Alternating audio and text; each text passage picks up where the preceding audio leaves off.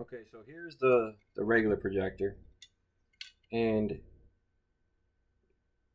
the aluminum inside is not as bad as quality as I thought. I'll take it apart later to show you guys, but there is a... Oh, these clips are just rattling. But it's not as bad as I thought it was as far as inside there.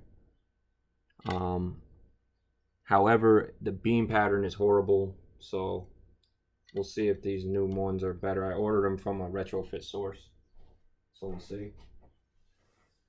The good thing I do like about this design here, now that I'm actually looking at it, is that you don't have to touch you can't touch the lens inside, so that's a good thing. So I'm gonna put this semi back together until the new ones come in. I haven't gotten them yet. I just wanted to save time and having to do that. So now that this one is done, maybe I'll record a better video of how to do the other one.